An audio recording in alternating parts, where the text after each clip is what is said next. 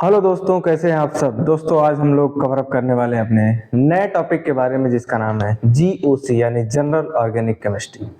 जी हाँ, organic chemistry का कहें कि अहम पार्ट आपका स्टार्ट होने वाला है अब, जिसका नाम है जनरल ऑर्गेनिक केमिस्ट्री। तो जनरल ऑर्गेनिक केमिस्ट्री में मैंने बताया था बीओसी एक होता है, जीओसी एक होता है बीओसी। तो जीओसी से पहले आपको अगर बीओसी आती है तो बीओसी में मैंने बताया था डिग्री ऑफ अनसैचुरेशन के बारे में, डीयू के बारे में। अगर आप लोग ऑर्गेनिक केमिस्ट्री में स्ट्रक्चर्स वगैरह बना लेते हैं तो बहुत ही ज्यादा अपने मार्क्स को इन्हांस कर पाएंगे ऑर्गेनिक केमिस्ट्री में। तो हमको फोकस होना चाहिए डीयू के बारे में। डीयू हमको क्या बताता है, डिग्री ऑफ अनसैचुरेशन क्या बताता है, डबल बॉन्ड को बताता है या फिर कहें कि रिंग को बताता है। अगर हमारा डीयू कितना आता है, 1 आता है, तो यानी कि उसमें क्या होगा, या तो एक डबल बॉन्ड होगा या फिर क्या होगा, एक रिंग होगी। दोनों में से कुछ भी हो सकता है। 2 आ रहा है तो 2 डबल बॉन्ड हो सकता है या फिर 2 रिंग्स हो सकती है ना। तो ये सब बारे में हम लोग चर्चाएं कर चुके हैं, बहुत ही अच्छे तरीके से कर चुके हैं।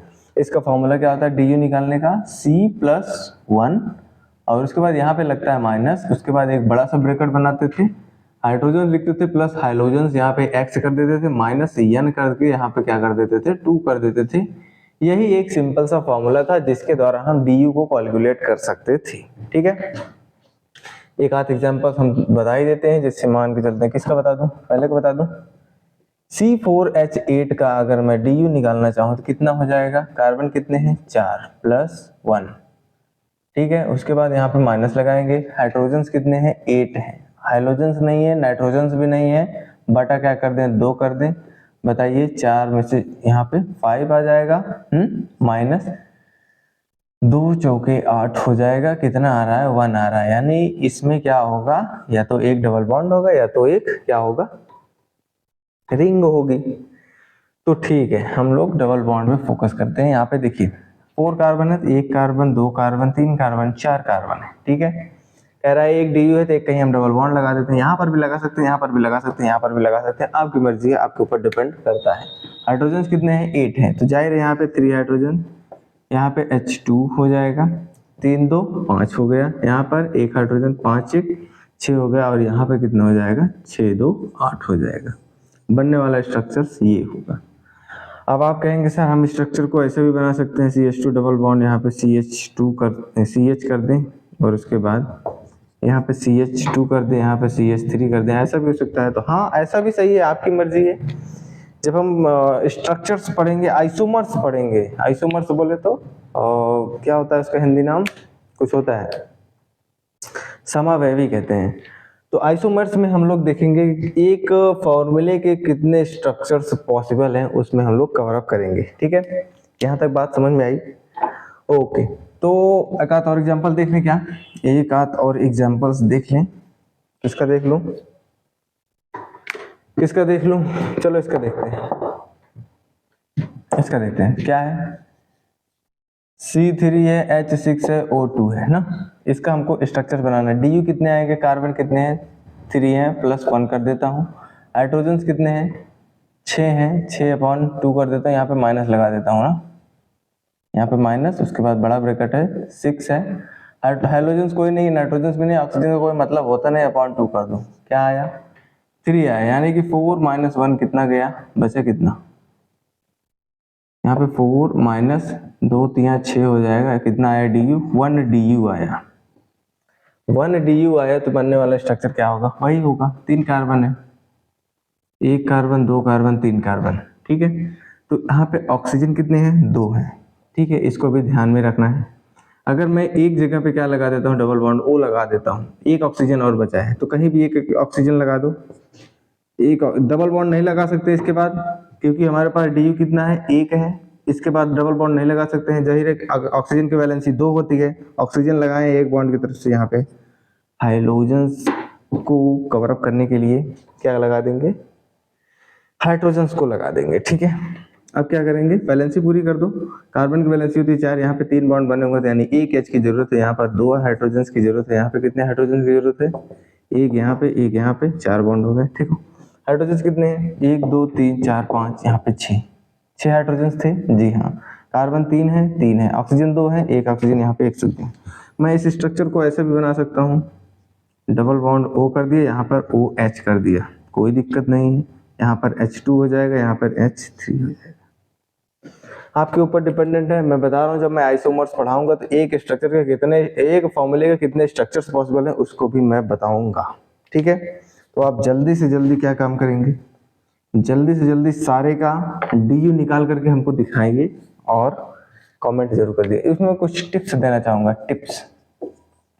DU के बारे में चर्चाएं कर रहे हैं, DU के बारे में चर्चाएं कर रहे हैं। अगर जो है हमारा DU कितना आता है, DU कम होता है या फिर इक्वल होता है किसके, 3 के, तो हमारा जो स्ट्रक्चर होगा कैसा होगा, ए साइक्लिक होगा। C रहता है ए साइक्लिक होगा। ए साइक्लिक कहने का मतलब है जिसमें कोई साइकिल नहीं होगी, यानी ओपन चैन सिस्टम होगा। अगर वही हमारा जो DU है, अगर वो कितना आ गया, मान लेते हैं 4 के इक्वल आ गया या फिर 4 से क्या है, छोटा है, अब क्या होगा इस केस में, इस केस में वही है benzene ring possible. Benzene ring क्या हो सकती है, पॉसिबल हो सकती है, यानी कि उसमें हम बेंजीन रिंग देख सकते हैं। और इसमें क्या देख सकते हैं, अगर जो है हमारा DU 2 के इक्वल है या फिर 2 से क्या है, छोटा है, तो क्या हम क्या मेजर करेंगे, उसमें सोचेंगे कि यस हो सकता है या फिर ऑक्सीजन हो सकता है, ठीक है। ये है आपके सामने टिप्स। इसका मैं कोई एग्जांपल देना चाहूंगा, किसको दे दूं, इसको दे दूं, किसको दे दूं, चलो इसको देख लेते हैं। C5H6O2, इसका मैं एक एग्जांपल देना चाहूंगा। चलिए इसमें बताइए DU कितने आएंगे, यानी कि 5 और 1 6 हो जाएगा, 6 माइनस हाइड्रोजन कितने हैं, 6/2। ऑक्सीजन कोई मतलब है नहीं, कितना आया, 6 में से 2 गया, 3 गया, कितना आ गया, 3 आ गया। तो होगा क्या, इसका स्ट्रक्चर क्या बन सकता है, 5 कार्बन है तो 1 कार्बन, 2 कार्बन, 3 कार्बन, 4 कार्बन और यहाँ पे 5 कार्बन लगा दिया, ठीक है।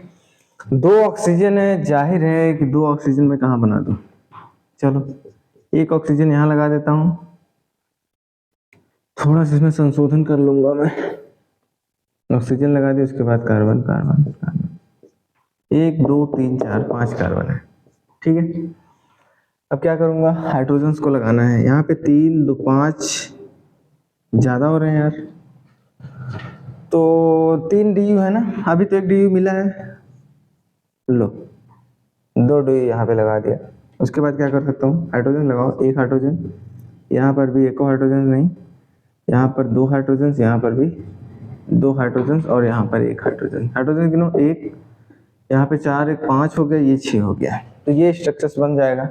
आप इसको ऐसा भी बना सकते हैं, कैसा, ये कार्बन लिया, ट्रिपल बॉन्ड लगाया, उसके बाद कार्बन है, 3 हो गए हैं, 2 और बचे हैं, CH3 कर दो, CH2 कर दो, और कहीं बच रहा है क्या, यहाँ पे बच रहा है। इसको ऐसे भी कर सकते हो, एस्टर ग्रुप को ध्यान में रखना, तो ठीक है। इस प्रकार से हम लोग स्ट्रक्चर्स बना लेंगे, ठीक है। यहाँ पे कुछ उल्टा हो गया है, अगर DU हमारा ज्यादा रहेगा किससे, 4 से, तो किसका सिंबल होता है, बेंजीन रिंग का।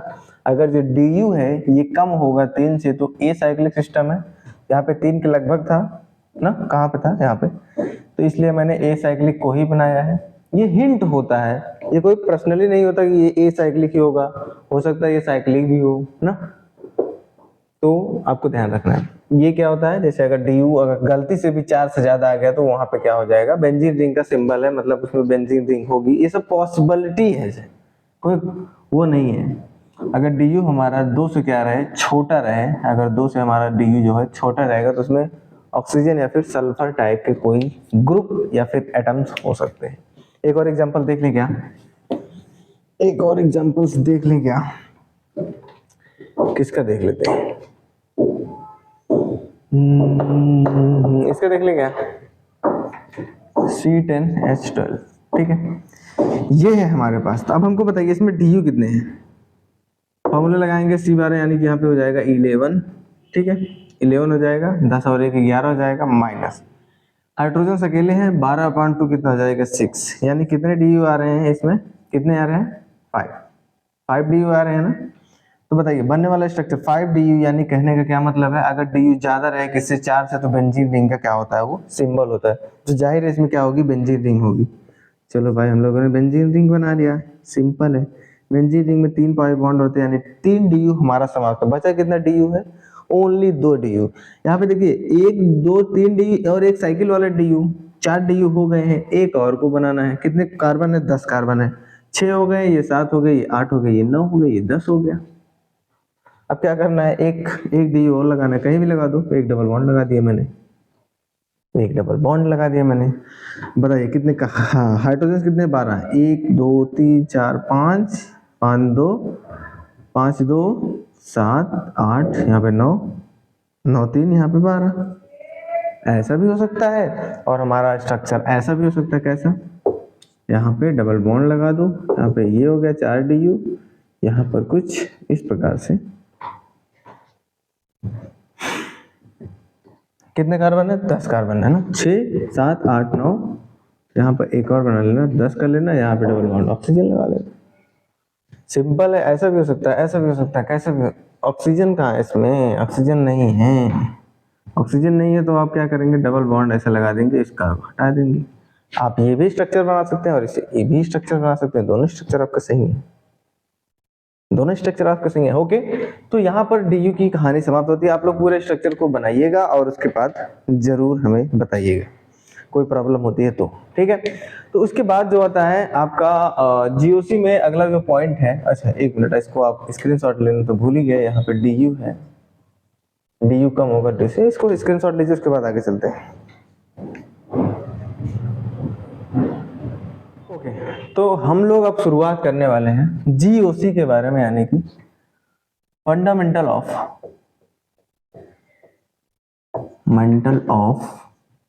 Organic compound.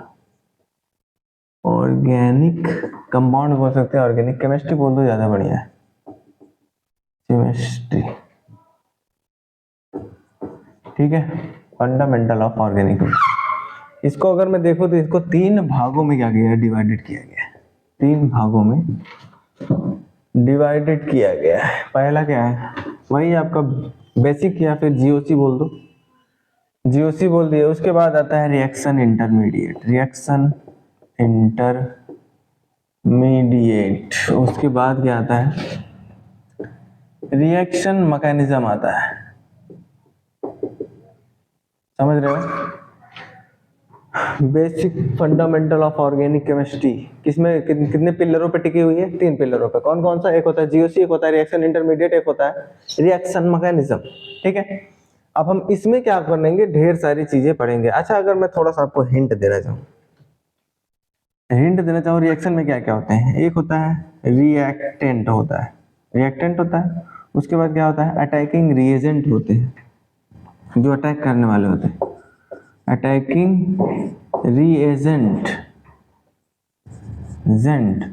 और क्या होता है, सॉल्वेंट होता है, सॉल्वेंट, सॉल्यूशन जिसमें हो रहा होता है। उसके बाद क्या होते हैं, ये 2 प्रकार से अपने प्रोडक्ट का निर्माण कर सकती है। कौन कौन सा, according to transition state, transition state के थ्रू जा सकती है, या फिर क्या जा सकती है, रिएक्शन इंटरमीडिएट के थ्रू, इंटरमीडिएट के थ्रू किसका निर्माण कर सकती है, प्रोडक्ट का निर्माण कर सकती है। समझ रहे हो, इधर से आओ। फर्स्ट में हम लोग क्या पढ़ेंगे, रिएक्टेंट, यानी कि इसमें हम लोग देखेंगे इलेक्ट्रॉनिक डिस्प्लेसमेंट के बारे में, डिस्प्लेसमेंट के बारे में देखेंगे, समझ रहे हो। अटैकिंग रीजेंट में हम लोग 2 ही चीज जानते हैं, कौन कौन से हो सकता है, एक होता है न्यूक्लियोफाइल, एक होता है इलेक्ट्रोफाइल। न्यूक्लियोफाइल मतलब जो न्यूक्लियस को लव करता है, इलेक्ट्रोफाइल मतलब जो इलेक्ट्रॉन को लव करता है। अब लव कौन करेगा, इलेक्ट्रॉन को होता है नेगेटिव चार्ज, अगर इसे पॉजिटिव लगाते यानी क्या होगा, ये इलेक्ट्रॉन की ओर भागेगा, और यहाँ पे नेगेटिव चार्ज यानी कि प्रोटॉन की ओर भागेगा। अभी सब क्लियर हो जाएगा। सॉल्वेंट की बात करें तो ये क्या होता है, एक माध्यम होता है, माध्यम होता है, यानी कि जिसमें रिएक्शंस हो रही होती हैं, ठीक है।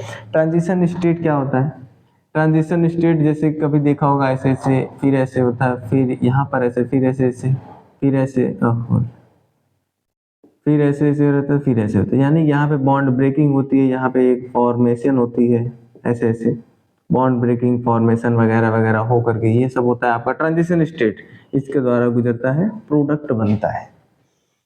रिएक्शन इंटरमीडिएट में हम लोग जानते हैं कार्बन आयन होता है, कार्बोकैटायन होता है, उसके बाद क्या होता है बेंजाइन होता है, बेंजाइन हो सकता है, और क्या हो सकता है नाइट्राइल हो सकता है, नाइट्राइल वगैरह ये सब क्या हो सकते हैं रिएक्शन इंटरमीडिएट में। यानी फर्स्ट ऑफ ऑल हम लोग रिएक्टेंट पढ़ेंगे, उसके बाद नंबर दूसरा क्या पढ़ेंगे अटैकिंग रिएजेंट के बारे में पढ़ेंगे, तीसरा जो पॉइंट होगा हमारा सॉल्वेंट के बारे में होगा, चौथा वाला पॉइंट होगा ट्रांजिशन स्टेट, पांचवा वाला क्या होगा रिएक्शन इंटरमीडिएट।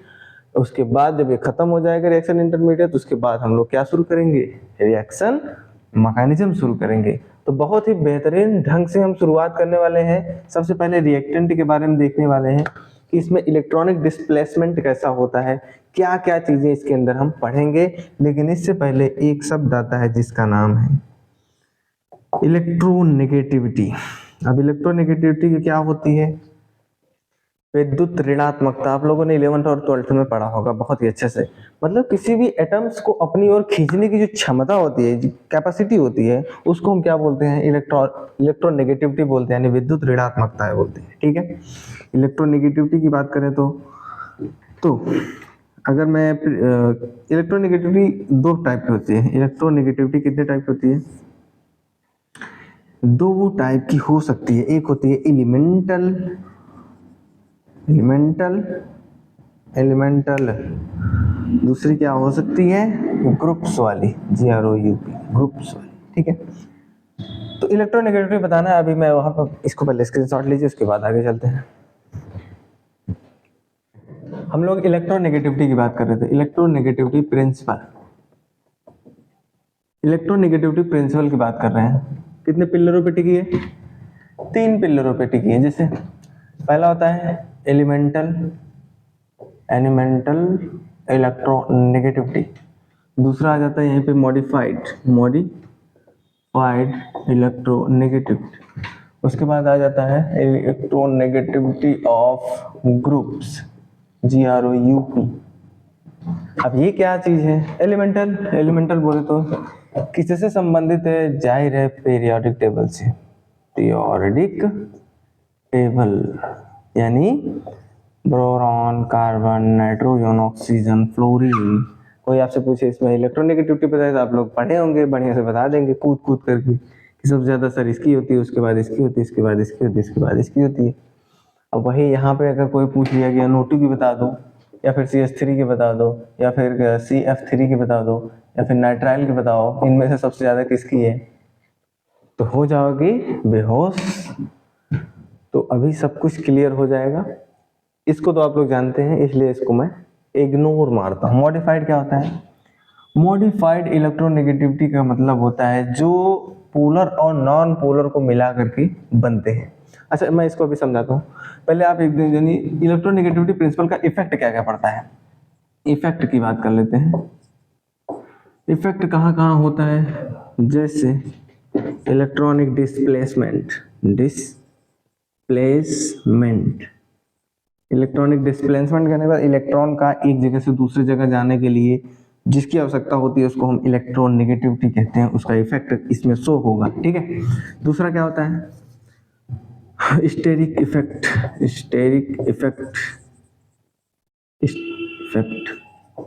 इसमें हम क्या देखेंगे सर, इफेक्ट इसी में आता है, SIP सिप भी इसी में आता है ना। और दूसरा वाला क्या हो सकता है, जैसे इलेक्ट्रॉनिक डिस्प्लेसमेंट हो गया, स्टेरिक सॉल्वेशन इफेक्ट इसी में भी आ जा सकता है। और एक होता है जिसका नाम है चिलेशन इफेक्ट, ठीक से लिख दो चिलेशन इफेक्ट। इसको हम एप्लीकेशन वाले पार्ट में पढ़ेंगे, इसको भी हम लोग पढ़ेंगे GOC के अंदर। इलेक्ट्रॉनिक डिस्प्लेसमेंट यानी कि पूरा का पूरा जो प्रभाव है उन सब के बारे में चर्चाएं तो होंगी। ठीक है, तो मैं अब इसके बाद इसको समझाना है, मॉडिफाइड को समझाना है। ठीक है, अभी बताते हैं। हम बात कर रहे हैं, अगर मैं कोवैलेंट बॉन्ड की बात करूं, कोवैलेंट बॉन्ड्स। पहले बॉन्ड्स की बात कर लेता हूँ। बॉन्ड्स की बात करता हूँ तो कितने टाइप के होते हैं? दो टाइप के हो सकते हैं। एक होते हैं पोलर, एक क्या होते हैं? Non polar. नॉन पोलर, ठीक है। पोलर में क्या होते हैं? पहले नॉन पोलर समझते हैं। जैसे हो गया आपका बी आर ना, नीचे दिख नहीं रहा होगा, HCl हो गया इसमें। इसको पहले आप कुछ करिए, उसके बाद मैं इसको और बताता हूँ। हम लोग कोवैलेंट बॉन्ड की चर्चा कर रहे थे। यहीं पे कोने लिखते हैं, कोवैलेंट बॉन्ड कितने टाइप का होता है? दो टाइप का अभी भी देखा। कौन कौन सा? एक था नॉन पोलर, पोलर, और दूसरा क्या था? पोलर, ठीक है। तो नॉन पोलर में क्या क्या आ सकते हैं? जिसमें पोलर समझते हो, पोल समझते हो, दो पोल, एक होता है नॉर्थ पोल, एक होता है साउथ पोल, हमारे अर्थ के अंदर है। यानी कि एक सिरा धन आवेशित, दूसरा सिरा पॉजिटिव, तो उसको हम लोग बोल सकते हैं क्या? पोलर। यानी पोलर में क्या होगा? एक पॉजिटिव होगा, एक निगेटिव होगा। यानी अगर ए और बी टाइप के हमारे पास कोई मॉलिक्यूल्स हैं, अगर इनकी इलेक्ट्रोनेगेटिविटी, अगर हमारे पास जो बी की इलेक्ट्रोनेगेटिविटी है वो ज्यादा है ए से, ठीक है, बी की इलेक्ट्रोनेगेटिविटी ज्यादा है ए से, तो यानी कि बी की पावर ज्यादा है, ये इलेक्ट्रॉन को खींचेगा तो इसके ऊपर आएगा पार्शियल वो माइनस चार्ज, और इसके बाद क्या आएगा? पार्शियल पॉजिटिव चार्ज, क्योंकि इसके से इलेक्ट्रॉन जा रहा है इधर की ओर, ठीक है। ठीक है, अब नॉन पोलर की बात कर लेते हैं। जैसे इसके एग्जांपल जैसे HCl हो गया, HBr हो गया, और क्या हो गया? HCN हो गया, और भी कुछ है जो मन में आया। सब हेटेरोमॉलिक्यूल्स जितने हैं सबके सब क्या होते हैं? पोलर होते हैं, ठीक है। वो नॉन पोलर की बात करूं तो जैसे कि जिसमें ए और बी की जो इलेक्ट्रोनेगेटिविटी है ना, वो क्या रहे? जीरो रहे, यानी कि किसी की पावर ज्यादा ना रहे। मतलब अगर मैं यहाँ पे बी आर ले लेता हूँ ना, तो ये क्या रहेंगे? जितना बी आर की पावर है इतना ही इस बी आर की भी पावर है, तो क्या रहेगा? दोनों की इलेक्ट्रोनेगेटिविटी सेम रहेगी, कोई किसी को नहीं खींचेगा। और क्या ले लेता हूँ? सी ले लेता हूँ, कार्बन ले लेता हूँ, और क्या ले सकता हूँ? Cl ले सकता हूँ, ठीक है। तो ये सब होते हैं नॉन पोलर, यानी कि इसमें कोई पोलर नहीं है, कोई भी प्लस माइनस वाला सिस्टम ही नहीं है। क्या दिख रहा है? क्या आपको नहीं दिख रहा है? ठीक है। तो अगर मैं इनको और इनको मिला देता हूं, यानी कि मेरे पास क्या है? क्या है? कार्बन है, और यहाँ पे क्या है? Cl है, और यहाँ पर क्या है? कार्बन है। अगर मैं इन दोनों को पास में ला देता हूं, अगर मैं इन दोनों को क्या करता हूं? पास में ला दिया। अब क्या होगा? इन दोनों को मैंने अगर मिला दिया, तो ये तो क्या, ये पहले से ही क्या था? इलेक्ट्रोनेगेटिविटी, यानी कि क्या था? पोलर था ना। और ये वाला कैसा सिस्टम था? नॉन पोलर था, ठीक है। ये पोलर था और ये नॉन पोलर था। अब बताइए, अगर इलेक्ट्रॉन जो है क्लोरीन की तरफ जाएगा, तो ये कार्बन पे पॉजिटिव चार्ज आ जाएगा, बोलो। अब ये पॉजिटिव चार्ज अपने पॉजिटिव चार्ज को कवर अप करने के लिए इससे कहेगा कि मुझे भी यार कुछ इलेक्ट्रॉन दे दो, मेरे पास बहुत ज्यादा कमी हो गई है। तो फिर इसके भी ऊपर क्या आ जाएगा? पार्शियल पॉजिटिव चार्ज आएगा। फिर ये वाला कार्बन कहेगा यार ऐसा करो, मेरे भी ऊपर पॉजिटिव चार्ज आ गया है, इलेक्ट्रॉन की कमी हो गई, तो मुझे दे दो। तो ये भी क्या करेगा? बहुत हल्का सा देने लगेगा, ठीक है। पार्शियल पॉजिटिव इसके ऊपर भी आने लगेगा, ठीक है। तो इनकी वजह से पोलर के द्वारा ये जो नॉन पोलर है, इनके ऊपर भी क्या आ गया? इलेक्ट्रोनेगेटिविटी लागू होने लगा। यानी पोलर मॉलिक्यूल्स के द्वारा नॉन पोलर मॉलिक्यूल्स भी क्या बन जाएं? पोलर की तरह बिहेव करने लगे। तो इसको हम लोग बोल सकते हैं मॉडिफाइड इलेक्ट्रोनेगेटिविटी, यानी इसे ही हम लोग बोलते हैं इंड्यूस्ड डाइपोल। क्या समझ रहे हो? जब पोलर और नॉन पोलर को मिलाने पर क्या होता है? नॉन पोलर भी पोलर जैसा कुछ व्यवहार करने लग जाता है, तो वहां पे कौन सी इलेक्ट्रोनेगेटिविटी आती है? मॉडिफाइड इलेक्ट्रोनेगेटिविटी आती है, फिर कहते हैं कि इंड्यूस्ड डाइपोल आने लगता है। ठीक है, चले और आगे चले, आओ आगे चलते हैं। अगर मैं कोवैलेंट की थोड़ा और बात करूं, कोवेलेंट बॉन्ड जो होता है वो शेयरिंग ऑफ इलेक्ट्रॉन से बनता है, शेयरिंग ऑफ इलेक्ट्रॉन से क्या होता है, फॉर्म होता है, ठीक है। शेयरिंग ऑफ इलेक्ट्रॉन से क्या होता है, फॉर्म होता है, ठीक है। जैसे यहाँ पे कार्बन है, यहाँ पर भी कार्बन है, इसका एक इलेक्ट्रॉन, इसका एक इलेक्ट्रॉन, दोनों लोग आपस में साझा कर करके क्या बनाए होंगे, बॉन्ड बनाए होंगे। यहाँ तक तो मामला सही है। तो इलेक्ट्रोनेगेटिविटी क्या कहती है, इलेक्ट्रोनेगेटिविटी, जैसे अगर मैं H ले लूं, यहाँ पे अगर मैं Cl ले लूं, तो जाहिर है किसकी इलेक्ट्रोनेगेटिविटी ज्यादा है, Cl की ज्यादा है, तो ये इलेक्ट्रॉन को अपनी ओर खींचने लगेगा, और जिस कारण से इसके ऊपर क्या लग जाएगा, पार्शियल पॉजिटिव चार्ज आएगा, इसके ऊपर पार्शियल नेगेटिव चार्ज आ जाएगा ना। जिसके ऊपर इलेक्ट्रॉन रहेगा उसकी इलेक्ट्रॉन रिचनेस बढ़ेगी, उसके ऊपर क्या आ जाएगा, नेगेटिव चार्ज आ जाएगा, ठीक है। थोड़ा सा मैं और बात करना चाहूंगा इलेक्ट्रोनेगेटिविटी का ही कॉन्सेप्ट लेकर के, sp और d, ठीक है। जैसे कार्बन 1 2 3 बॉन्ड, यहाँ पे कार्बन, यहाँ पर CH2, यहाँ पे CH3 कर दिया, ठीक है। यहाँ पे देखेंगे ये वाला जो कार्बन है ना, कितने हाइब्रिडाइजेशन है इसका, 1 2, यानी कि sp हाइब्रिडाइजेशन है, इसका भी s और p हाइब्रिडाइजेशन है, यहाँ पर sp3 है, लेकिन ठीक है। तो मैं इनमें अगर मैं संकरण में इलेक्ट्रोनेगेटिविटी की चर्चा करूंगा, तो यहाँ पर जो इलेक्ट्रोनेगेटिविटी वाला कॉन्सेप्ट रहेगा ना, S और P की सबसे ज्यादा इलेक्ट्रोनेगेटिविटी होगी, फिर sp2 की होगी, फिर क्या होगी, sp3 की होगी। क्यों? क्योंकि परसेंटेज ऑफ S कैरेक्टर बढ़ता है तो हमारी इलेक्ट्रोनेगेटिविटी बढ़ती है। यानी अगर हमारा परसेंटेज ऑफ S कैरेक्टर हमारा इंक्रीज हो रहा है तो क्या होगा, इलेक्ट्रोनेगेटिविटी जो है वो भी क्या होगी, इंक्रीज होगी, ठीक है। यानी डायरेक्टली प्रोपोर्शनल होते हैं, यानी ऐसा कुछ, electronegativity directly proportional to percentage of s character. जितना ज्यादा एस रहेगा वो एलिमेंट उतना ही ज्यादा इलेक्ट्रोनेगेटिव होगा, यानी कि दूसरे से इलेक्ट्रॉन उतनी तेजी से खींचेगा, ठीक है। यहाँ पे अगर मैं देखूं एस और पी की, तो कितने परसेंटेज एस है, कितने परसेंटेज पी है, तो जाहिर है कि 100 में से अगर मैं 2 भाग करूंगा तो 50% क्या है, यस करेक्टर है, 50% क्या है, एस है। तो यानी कि ये मोर इलेक्ट्रोनेगेटिविटी होगा। यहाँ पर एस की पावर, एस की जो कैपेसिटी देखिए कितनी है, 33.33% है, यानी कि एस करेक्टर इसमें कितना है, परसेंटेज ऑफ एस कितना है, इतना है।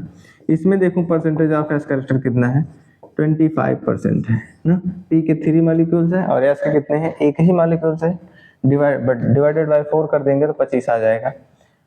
तो अगर मेरा यस करेक्टर जिसमें ज्यादा रहेगा, जिस भी एलिमेंट में हमारा यस करेक्टर ज्यादा रहेगा, तो वो क्या होगा, मोर इलेक्ट्रोनेगेटिव होगा। यानी कि इसमें अगर पूछा जाए कि इस कार्बन को पकड़ो और इस कार्बन को पकड़ो और इस कार्बन को पकड़ो, इस कार्बन को पकड़ो, बताइए कौन ज्यादा इलेक्ट्रोनेगेटिव है, तो आप कहेंगे कि सर जिसमें यस करेक्टर ज्यादा होगा उसको क्या रहेगा, ज्यादा इलेक्ट्रोनेगेटिव होगा। यानी ये दोनों ज्यादा इलेक्ट्रोनेगेटिव है कंपेयर टू दिस और दिस, ठीक है। समझ में आ रहा है कुछ? तो अगर मैं नॉर्मल से चर्चा करूं इलेक्ट्रोनेगेटिविटी का, तो इलेक्ट्रोनेगेटिविटी का चर्चा करने वाला हूं। सबसे ज्यादा किसकी रहेगी, जिसके ऊपर एक ग्रुप अगर डबल पॉजिटिव रहा ना तो बहुत ज्यादा इलेक्ट्रोनेगेटिव रहेगा, फिर एक ऊपर पॉजिटिव वाला इलेक्ट्रोनेगेटिव रहेगा, फिर न्यूट्रल वाला आ जाएगा, फिर नेगेटिव वाला आ जाएगा, फिर डबल नेगेटिव वाला आ जाएगा। क्या समझ रहे हो? सबसे ज्यादा इसकी पावर, इसकी पावर, इसकी पावर, फिर इसकी पावर, ठीक है। ये आपको याद होना चाहिए। यानी कि जिसके पास इलेक्ट्रॉन की कमी रहेगी वही तो ज्यादा तेज से इलेक्ट्रॉन खींचेगा, वही तो ज्यादा तेजी के साथ इलेक्ट्रॉन खींचेगा, तो वो क्या रहेगा, हाईली इलेक्ट्रोनेगेटिविटी वाला एलिमेंट होगा, ठीक है। तो यहाँ पे पॉजिटिव था, यहाँ पे फिर पॉजिटिव, उसके बाद न्यूट्रल आ गया, यहाँ पे नेगेटिव, इसके पास खुद ही इलेक्ट्रॉन की ज्यादा है तो कहाँ बारे खींचेगा, यहाँ पर तो और ज्यादा हो गया तो और कहाँ खींचेगा। तो इलेक्ट्रोनेगेटिविटी का क्रम कुछ इस प्रकार से होता है। आप इसको स्क्रीनशॉट लीजिए, कुछ और बेहतरीन बातें। तो चलिए, जिसका शुरुआत से ही इंतजार था उसका हम लोग आज चर्चा करने वाले हैं। नाम है आओ सीखें जीओसी, यानी कि जनरल ऑर्गेनिक केमिस्ट्री। ये लेक्चर्स पूरा इंट्रोडक्शन वाला पार्ट है, सिर्फ और सिर्फ उसमें बताऊंगा क्या क्या मैं पढ़ाऊंगा। उसके बाद असली लेक्चर तो लेक्चर नंबर 2 से शुरुआत होता है, वो होता है आपके लिए बड़ा ही खास। ओके, चले आओ सीखें क्या, जीओसी और क्या। इलेक्ट्रॉनिक डिस्प्लेसमेंट या फिर कहेंगे इलेक्ट्रॉनिक इफेक्ट्स, ये दोनों एक ही नाम होते हैं, ठीक है। इसमें फर्स्ट पोजीशन पे हम लोग पढ़ेंगे क्या, इंडक्टिव इफेक्ट। इंडक्टिव इफेक्ट में क्या क्या देखेंगे, प्लस आई, इनके टाइप भी होते हैं ना, प्लस आई इफेक्ट देखेंगे, मॉडिफाइड माइनस आई देखेंगे, उसके बाद मॉडिफाइड इंडक्टिव इफेक्ट भी देख लेंगे, उसके बाद DNP, यानी DNP क्या होता है, distance number and power rule, distance number power rule वाला इंडक्टिव इफेक्ट भी देखेंगे, ठीक है। इन चार चीजों के बारे में बढ़िया से चर्चाएं होंगी, बहुत ही अच्छा से व्यवस्था रहेगी। ओके, नंबर बी वाले पोजीशन पे हम लोग क्या देखेंगे, रिजोनेंस। इसको हम लोग मीजोमेरिक प्रभाव भी कहते हैं, मीजोमेरिक इफेक्ट भी कहते हैं। तो इसको हिंदी में कहते हैं अनुनाद, और इसको क्या कहते हैं, प्रेरण प्रभाव। इसको क्या कहते हैं, प्रेरण प्रभाव ना। 11th में आप लोगों ने पढ़ा होगा, लेकिन कोई बात नहीं है, इसमें हम लोग बहुत अच्छे से देखने वाले हैं, ठीक है। रिजोनेंस यानी मेसोमेरिक इफेक्ट में क्या देखेंगे, plus M, minus M, p pi, d pi, delocalization देखेंगे। डीलोकलाइजेशन कहने का मतलब क्या है, लुढ़कना, एक इलेक्ट्रॉन का इधर से उधर जाना, यानी डीलोकलाइज होना, यानी कि जाना, ठीक है। स्टेबिलिटी ऑफ रेजोनेंस देख लेंगे, किसमें ज्यादा से ज्यादा स्टेबिलिटी पाई जाती है। उसके बाद क्या देखेंगे, ऑर्थो इफेक्ट देखेंगे, किस प्रकार से ऑर्थो इफेक्ट है, अदर कंपोनेंट या फिर अदर कंपाउंड्स को कैसे प्रभावित करता है। सर इफेक्ट देख लेंगे ना, स्टेरिक इनहिबिशन, रेजोनेंस इफेक्ट, ठीक है। हाइपर कॉन्जुगेशन देख लेंगे, हाइपर कॉन्जुगेशन तो हम लोग पढ़े हैं, sp2 sp3 वाला सिस्टम, अतिसंयुग्मन, प्लस H देखेंगे, उसके बाद इसमें माइनस H भी देख लेंगे। उसके बाद यहाँ पर क्या है, इलेक्ट्रॉनिक इफेक्ट। इलेक्ट्रॉनिक इफेक्ट में हम लोग प्लस E देखेंगे और माइनस E देखेंगे, ठीक है। ये सब क्या है, इफेक्ट है, ये सब प्लस E इफेक्ट, ये क्या है, माइनस E इफेक्ट, ये भी क्या है, इफेक्ट है सब, इफेक्ट, ये भी क्या है, इफेक्ट, ठीक है। इलेक्ट्रॉनिक इफेक्ट में कुछ और बातें, कुछ और देखेंगे, और बातें क्या क्या वो बातें हो सकती है, जैसे फर्स्ट पोजीशन पे क्या आता है, हाइब्रिडाइजेशन। उसके बाद बॉन्ड फिजन देखेंगे, किस प्रकार से, फिजन मतलब टूटना, किस प्रकार से बॉन्ड टूटता है उसको देखेंगे। डाइपोल मूवमेंट को देखेंगे, डाइपोल मूवमेंट समझते हो ना, डाई मतलब दो, पोल मतलब दो पोल हो, एक पॉजिटिव एक नेगेटिव, मूवमेंट मतलब कि इलेक्ट्रॉन का इधर उधर से मूवमेंट, ठीक है। इसको भी देखेंगे। बॉन्ड फिजन यानी बॉन्ड को किस प्रकार से तोड़ना है उसको देखेंगे, बॉन्ड डाइपोल मूवमेंट देखेंगे, और इसका एप्लीकेशन देखेंगे। एप्लीकेशन जैसे बोले तो, एप्लीकेशन बोले तो इसकी एसिडिटी चेक करेंगे, कौन ज्यादा एसिडिक होता है। बहुत सारे कंपाउंड दिए जाते हैं, 3 4 4 दिए जाते हैं, बताइए इसमें एसिडिक ऑर्डर क्या होगा, बेसिक ऑर्डर क्या होगा। एसिडिटी देखेंगे, उसके बाद बेसिसिटी देखेंगे, उसके बाद Ka की वैल्यू देखेंगे, उसके बाद pKa की वैल्यू देखेंगे। ये दोनों एक्चुअली में एसिडिटी और बेसिसिटी ही होते हैं। बॉन्ड लेंथ की थोड़ा सा बात कर लेंगे, किसमें बॉन्ड लेंथ ज्यादा होगी, किसमें बॉन्ड लेंथ कम होगी। बॉन्ड एनर्जी की बात कर लेंगे, किसमें बॉन्ड एनर्जी बहुत ज्यादा होगी, किसमें बॉन्ड एनर्जी बड़ी कम होगी। हीट ऑफ हाइड्रेशन एनर्जी देख लेंगे, उसके बाद बॉन्ड रोटेशनल बैरियर या फिर बॉन्ड रोटेशनल एनर्जी को भी देख लेंगे। तो ये चीजें हम लोग पढ़ेंगे किसमें, इलेक्ट्रॉनिक डिस्प्लेसमेंट और इलेक्ट्रॉनिक इफेक्ट्स में। इलेक्ट्रॉनिक इफेक्ट्स कितने टाइप होते हैं, कितने टाइप के, 4 ना, कौन कौन सा, ABCD, inductive, resonance, hyper conjugation और इलेक्ट्रॉनिक इफेक्ट, ठीक है। तो बस करें आज का वीडियो यहीं तक। उसके बाद नेक्स्ट वीडियो में हम लोग क्या शुरू करेंगे, इंडक्टिव इफेक्ट शुरू करेंगे, तो लमसम उसको एक दिन में ही समाप्त करेंगे। ओके, थैंक यू, स्क्रीनशॉट लीजिए, धन्यवाद।